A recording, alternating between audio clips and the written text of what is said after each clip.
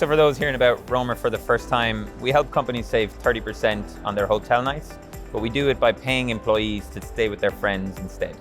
So how that might look in a trip is, if you're traveling for work to New York for a conference, and instead of staying in a hotel that's going to cost $500 per night, you have a friend living in the city, you're going for 2 nights, so it's a $1,000 hotel budget. Instead, you stay with them through Roamr.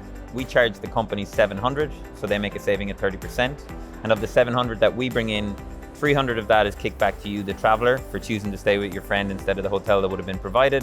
And $300 is also given to your friend for hosting you as well. So it's a cost reduction play where we actually keep the money within the walls of the company and some of the people that we have close to ourselves. So where the inspiration came from was, I was, before this, studying, doing PhD research, looking at Uber and Airbnb, and I think I spotted a gap that used to exist in travel. So when Airbnb was first hitting the market, there was this price differential between hotels and Airbnbs.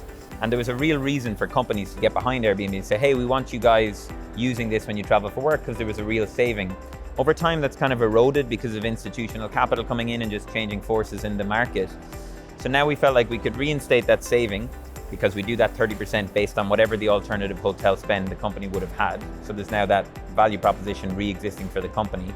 But with the rest of the money, we were able to figure out a sharing economy model where it's a cost-cutting measures that employees don't actually hate, right? They're getting a reward at the end of this, and their friends are getting a reward, and the experience is a little bit different too. Yeah, so for a travel manager, trying to balance those two competing objectives generally, right? It's like, how do we be efficient with our spend and our cost cutting? And then how do we also maintain, if not improve, the travelers' experience when they're traveling?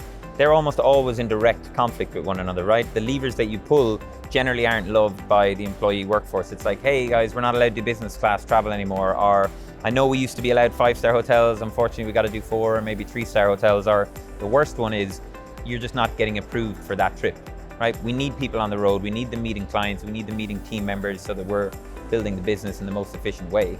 So that is a really tough challenge, but where Roamr sits is in the middle of those two things. We bank the 30% savings every single time, so that's a real cost-effective push on the company side, but in a way that doesn't diminish the travel experience. We would argue that it's a better version, right? Rather than being on your own in a hotel room, watching Netflix, ordering room service to the room again, you can stay with a friend. I'm doing it here in Chicago. I got to get up and do a park run with my host, and we got a bite to eat and caught up last night after the chaos of the conference. So it's a more enjoyable experience for the employee, and we get a few $100s in our pockets at the same time. So travel managers are super busy, so we know that there's a challenge, right? There's competing priorities. How are we going to prioritize hotel rate negotiations and which TMC RFP we're going to do? So from Roamr's perspective, what we do is we make it as simple as possible for this to plug in and add on to your existing tool stack. So what that means is, first and foremost, we don't charge you any money up front, right? We know that budgets are tight, so can we do this in a way that aligns our incentives with yours? So the model is a transaction model, right? For every trip that happens, very transparently, Roamr gets 10%, but the company has saved 30%. So it's plug and play, it adds into the existing tool stack. We spent an awful lot of time building seamless integration so that it's just a case of replicating your existing program with the back-end rules in Roamr. So how a travel manager would actually implement this is they would plug in their duty of care provider, right? So we would integrate with International SOS. We would pull in their preferred hotel rates. If they've got these city level rates negotiated, well, that's how we set up Roamr. So on the back end, your rates are always the prices we use to beat. In some circumstances, you save even more money because the hotel price spikes, right? If you're spending that money on a TMC, unfortunately, you actually just have to chin the cost, but with Roamr, that cap is actually real. So we set it up exactly how the program exists initially, the same approval layers, we plug into the systems that it needs to plug into, and then from a rollout perspective, we carry the heavy lifting, right? So we do all of the education and the onboarding materials as well.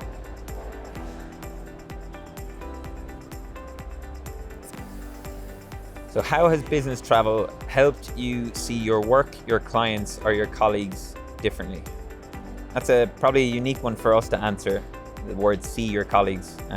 We get to see them more as a result of what we do, right? So what we generally tend to see happen is sometimes within companies, when they're traveling for work, they get to actually do the Roamr stay with some folks that they know from different offices, so there's a culture built.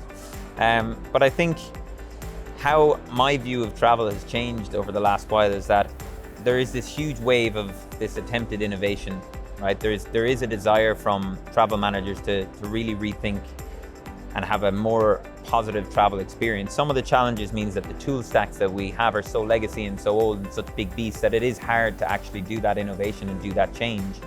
But we're seeing a big push now with the adoption of some of these new technologies and AI. So there is an undercurrent of the industry trying to think a little bit differently about it. So we're delighted to see kind of forward-thinking culture in the travel experience.